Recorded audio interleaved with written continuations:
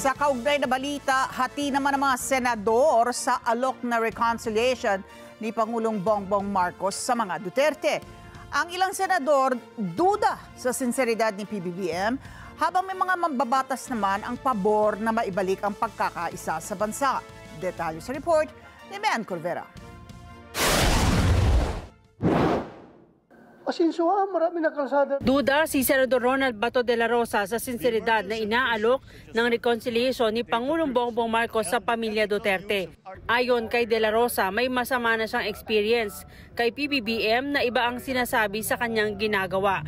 Tinukoy ng senador ang pahayag nito na hindi papayagang makapasok sa bansa ang mga miyembro ng International Criminal Court para imbestigahan ang umano'y biktima ng war on drugs, pero pinayagang maaresto si dating Pangulong Duterte.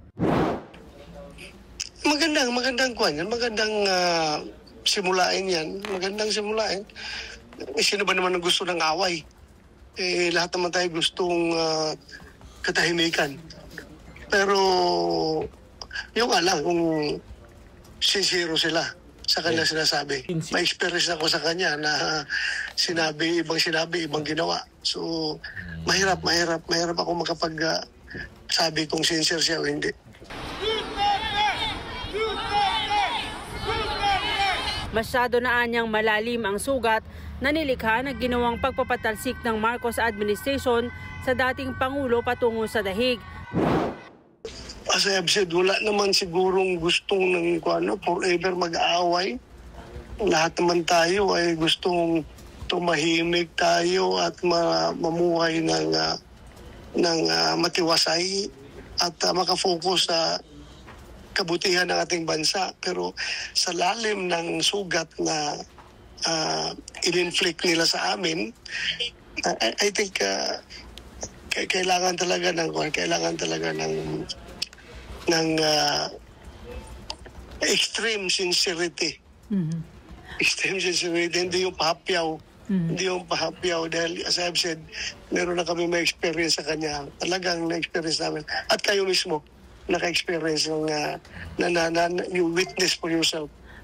Para kay Senador J.V. Ercito, bagamat malabo at mahirap sa ngayon ang alok ng Pangulo dahil sa malalim na alitan at hidwaan, umaasa siyang magiging positibo ang panawagan ng Pangulo. Yan ay para tuloy ang makausad ang bansa at harapin ang mga problema ng Pilipinas. Pabor naman si Senador Jinggoy Estrada sa panawagang pagkakaisa ng Pangulo at iba pang matataas na lider ng bansa. Ngayong tapos na anyang eleksyon, tapos na rin ang batuhan ng putik at dapat nang ituon ang pansin para sa pagbangon. Pero hindi anya kasama sa reconciliation ang pagpapatigil sa impeachment trial laban kay Vice President Sara Duterte. Sabi ni Estrada, bagamat tutol siya sa pagsasagawa ng impeachment trial dahil magdudulot ito ng pagkakawatak-watak ng mga Pilipino, kailangan nilang gawin ito bilang bahagi ng kanilang mandato. Mean Corvera para sa Mata ng Agila, matatag, matapang, matapat.